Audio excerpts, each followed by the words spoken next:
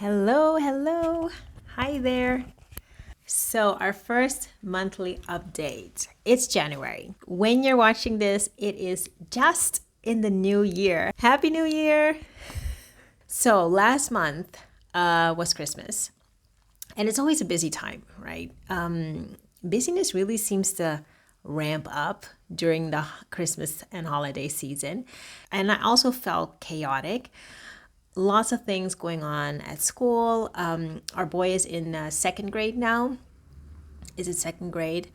Here in the Netherlands, they call it second grade. But where I grew up in Suriname, it was still kindergarten. So he's 5 now. He's almost 6. And he's not getting like really structured lessons yet. They'll start that next year. It's still kind of like playing, getting used to school. What do they call it in a country where you're located? I bet it's different all over the world. But anyway, so they had a lot of fun activities and leading up to Christmas. It was a bit chaotic. We also did some fun activities as a family and also visited family.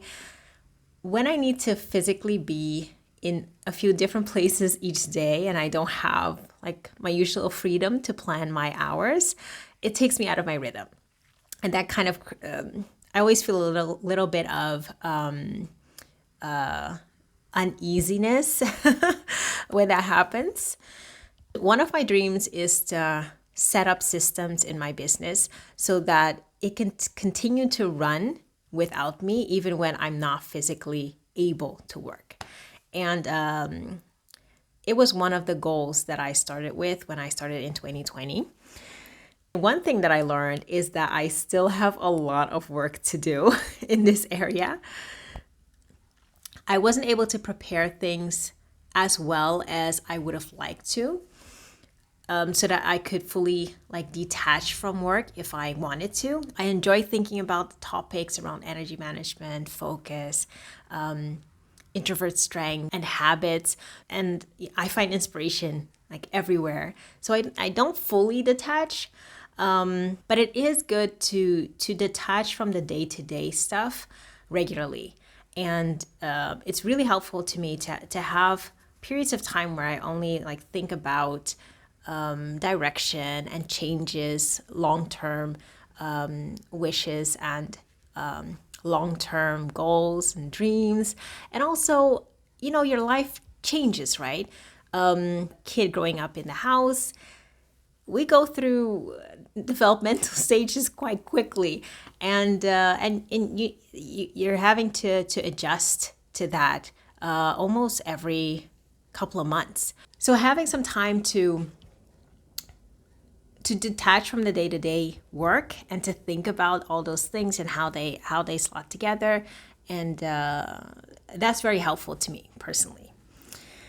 And I was not able to prepare well enough to be able to do that. So that's one of the things that I've learned. Still working on it, we'll get there eventually. I assume, I'm sure, but definitely not there yet. On the other hand, we've just made the shift to the Exploring Introvert. So it wasn't really a surprise that I needed to spend some extra time to get that firmly on the rails. All in all, I'm happy with how things went, and I feel that the Exploring Introvert is ready now to really start exploring, so to speak. So that's a win. World Introvert Day. I don't know if you guys know this, but January 2nd is World Introvert Day. And I only found that out a couple years ago. I had no idea. I think I was creating a piece of content and I just thought, is there such a thing? Because there's these days for basically anything, right? And I just did a Google search and I found it, January 2nd. And it still cracks me up that it is January 2nd because that's probably the one day a year that everybody can understand an introvert's urge to crawl under a blanket and not talk to anyone. January 2nd is after all the festivities. Everybody's tired. We're all overstimulated and probably peopled out. So I think it's a very good choice. Very good choice.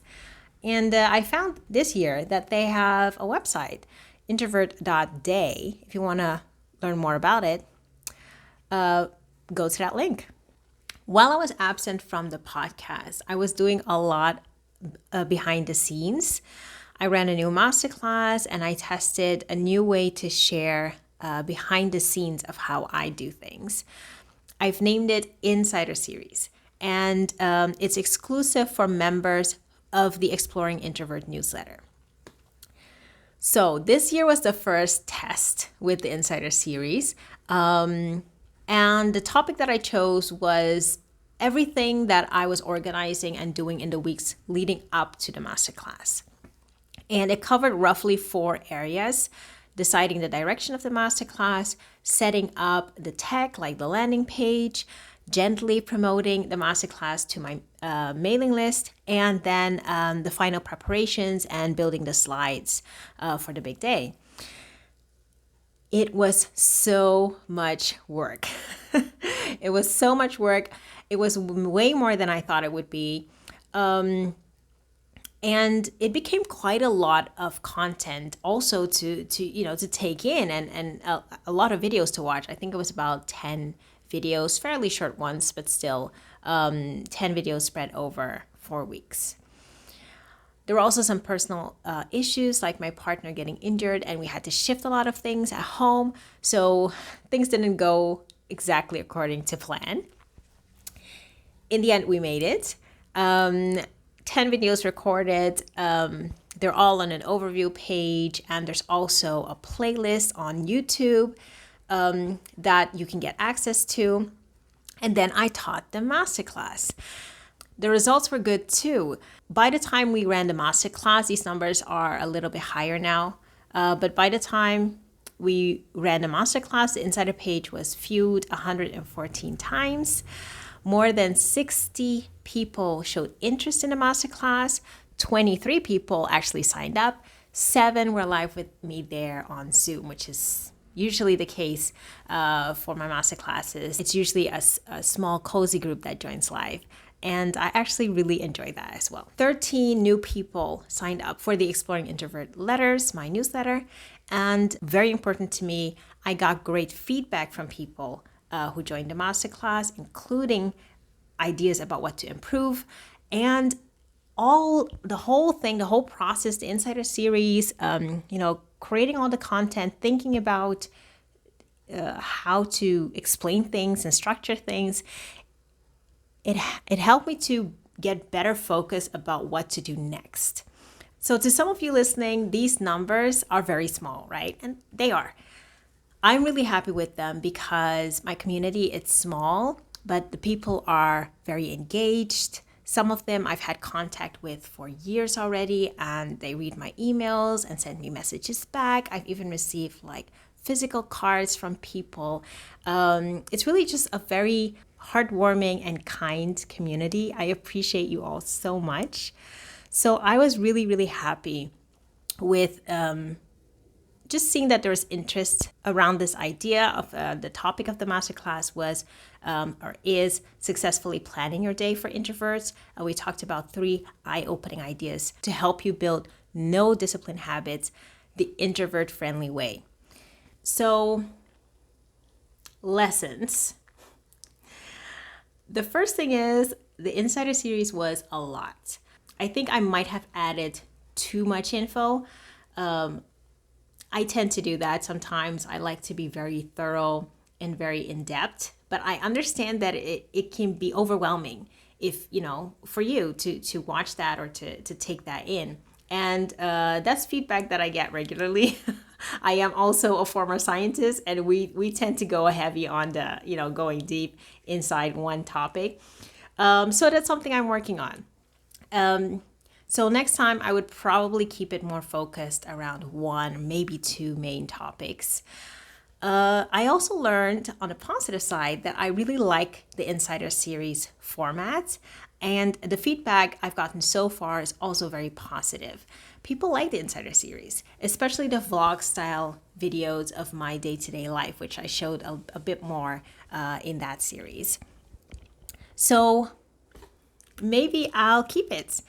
Stay tuned to hear if we're going to do another Insider series this year. If you want to see this first ever Insider series, you can still access it. You can sign up with the link below, and you'll get access to the overview page, which has the videos in. You'll also get a written summary of each week and a link to the playlist on YouTube if you prefer to watch videos that way. I probably won't do another Insider series that's this extensive. So if you want to see it, sign up before it gets taken offline. All right, so summing up really briefly, my main lesson from last month is biting off more than you can chew. It's a real pitfall. I'm sure you're familiar, but it's also a way that you can learn something in depth and really develop a lot of different skills, and then be able to choose what you want to keep and what you're going to let go, which I think is one of the most important questions that we can ask ourselves. What do I want to keep and what do I want to let go? Yeah, I think that will be my main takeaway from last month. To not be afraid to do things that kind of seem a little bit outrageous at first, and to not feel let down when you realize, oh no, I've kind of overestimated myself this time, because you'll figure it out. You'll always figure it out. And even if you sometimes need to just admit your mistake and be like, oh, sorry, I won't be able to do that. I said I was going to do this, but I won't be able to. I apologize, and pull it back. That's okay. That's part of the lesson of what do I want to keep and what do I want to let go. All right. That's it for this month's update. Thank you for hanging out with me again today. And I'll see you next month on the first Thursday for the next chapter of Exploring Introvert, the podcast. Bye.